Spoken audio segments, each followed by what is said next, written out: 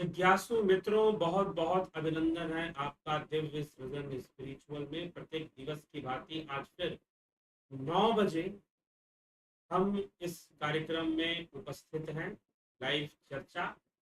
और आज जो विषय है वह श्वेतास्त्र उपनिषद का विषय है कि वह ब्रह्म कर्मों का विधाता है, साक्षी है और शाश्वत सुख का दाता है। अब देखिए, फिर से यह प्रश्न आ ही जाता है कि उसे कर्मों का विधाता कहना, साक्षी कहना और शाश्वत सुख का दाता कहना, क्या उसे कर्ता नहीं बनाता? क्या उसे कर्ता नहीं बनाता? उसे तो कर्ता ही बना रहा है ना। तो वह सर्वकर्ता है, परंतु फिर भी उसे अकर्ता कहा गया है, उसे निष्क्रिय माना गया है। ऐसा क्यों? वह कर्ता ना होकर भी कर्ता अकर्ता कैसे है, या फिर अकर्ता होकर कर्ता कैसे है? यह प्रश्न आ जाता है।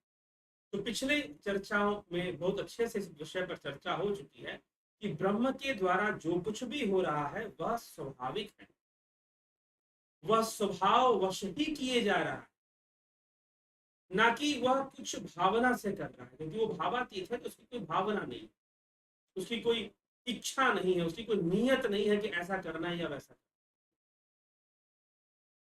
फलाने व्यक्ति को सुख मिलना चाहिए, फलाने व्यक्ति, उसकी अपनी कोई इच्छा नहीं इसमें।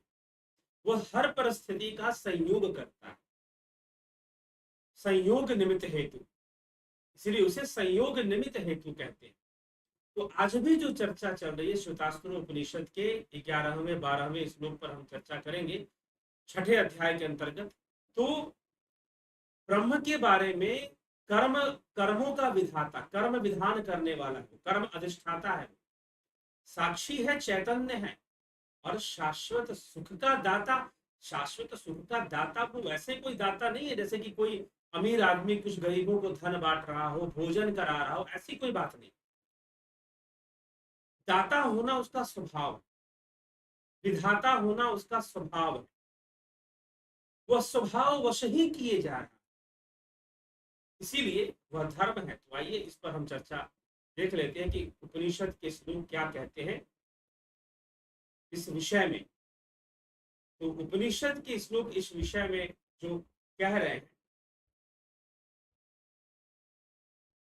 एको देव सर्वभूतेषु गूढ़ सर्वव्यापी सर्वभूतांतरात्मा। एको देव सर्वभूतेषु गूढ़ सर्वव्यापी सर्वभूतांतरात्मा कर्माध्यक्ष सर्वभूतादिवासः साक्षी चेता केवलो निर्गुणश्च। अर्थात वह एक देव ही है, सब प्राणियों में, सर्वभूतेषु गूढ़ छुपा हुआ है। एको देव सर्वभूतेषु गूढ़, सभी भूतों में, प्राणियों में जो छुपा हुआ है। श्री कृष्ण कहते हैं अहम आत्मा गुणाकेश सर्वभूताशिष्ट। अर्जुन, में सभी भूतों में आत्मा रूप में स्थित हूं। आत्मा का वास कहाँ? हृदय गुहा में। सर्वव्यापी सर्वभूतांतरात्मा, वह ब्रह्म, वह एक ही ब्रह्म सर्वभूतों में छिपा हुआ है, वह सर्वव्यापी है और सर्वभूतांतरात्मा, समस्त प्राणियों का अंतर्यामी आत्मा भी वही है। फिर कर्माध्यक्ष सर्वभूतादिवास, कर्माध्यक्ष सबके कर्मों का अधिष्ठाता है, सबके कर्मों का विधान करने वाला, कर्म विधान की रचना करने वाला।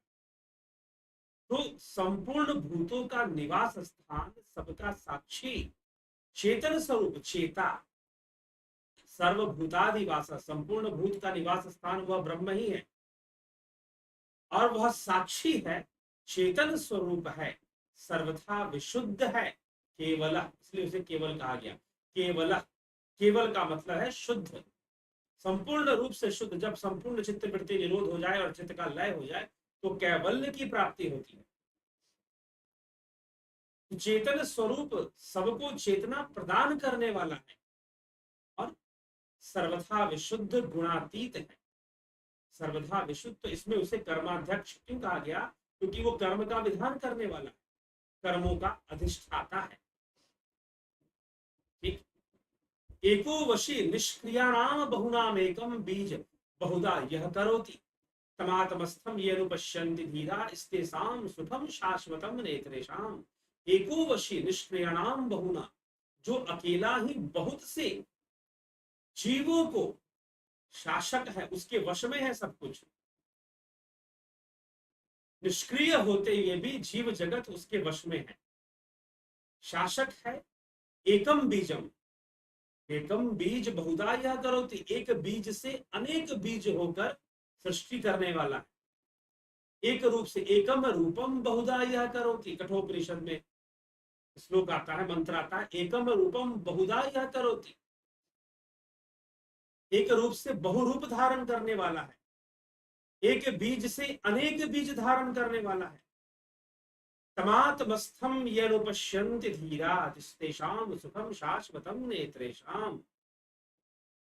तमात्मस्थम, हृदय स्थित परमेश्वर को जो धीर पुरुष, तमात्मस्थम यनुपश्यन्ति धीरा, हृदय स्थित उस एक ब्रह्म को, हृदय गुहा में विराजमान उस एक परमात्मा को जो जानते हैं वो धीर पुरुष, उन्हीं को शाश्वतम सुखम इतरेषाम, शाश्वतम सुखम नेत्रेषाम, अर्थात वही शाश्वत सुख को प्राप्त हो जाते हैं। दूसरों को वो शाश्वत सुख नहीं मिलने वाला, तो शाश्वत सुख का प्रदाता है, शाश्वत सुख का प्रदाता है। ठीक, चेतना प्रदान करने वाला है, शाश्वत सुख को प्रदान करने वाला है, ये सारे उसके गुण बताए जा रहे हैं। तो हमें यह अच्छे से समझ लेना कि शाश्वत सुख की प्राप्ति कैसे होगी, तो उसको जानकर होगी, उसको प्राप्त करके होगी शाश्वत सुख की प्राप्ति। तो इसीलिए इससे शाम सुखम शाश्वत। और कर्माध्यक्ष, क्योंकि कर्म कौन करता है, कर्म प्रकृति के वशीभूत होता है, कर्म के विधान पर प्रकृति का ही नियंत्रण होता है, इसमें तनिक भी संशय नहीं है। परंतु संयोग करता ब्रह्म है, तीन गुणों का संयोग, ये पहले ही कहा जा चुका है, तीन गुणों का संयोग करता स्वयं ब्रह्म है। इसीलिए तीन गुणों के वशीभूत ही कर्म होते हैं। पर कर्म प्रकृति जैर गुणे, श्री कृष्ण भगवान श्रीमद् भगवद गीता में अर्जुन को जो समझाते हुए कहते, तो कर्म प्रकृति जैर गुणे, प्रकृति के गुणों के वशीभूत ही कर्म होता है, और वो तीन गुणों का संयोग करता होने के कारण वह कर्माध्यक्ष भी है, कर्माध्यक्ष भी है। तो इसीलिए उसे कर्माध्यक्ष कहा गया, उसे साक्षी कहा गया, उसे चेता कहा गया, सर्वभूत गुहाशय कहा गया। ऐसे कई शब्दों का प्रयोग उसके लिए किए जा रहे, ठीक है। तो सर्वभूत गुहाशय कहा गया, निर्गुणश्य कहा गया, केवल कहा गया, ऐसे कई नाम उसे दिए जा रहे हैं, ठीक। फिर शाश्वत सुख प्रदाता कहा जा रहा है, एक बीज से अनेक बीज होने वाला है, एक रूप से अनेक रूप होने वाला है। एकम रूपम बहुधा यह करोति तमात्मस्थम ये निपश्यन्ति धीरा स्तेषाम सुखम शाश्वतम नेत्रेषाम। कठोपनिषद में भी इस प्रकार की चर्चा है।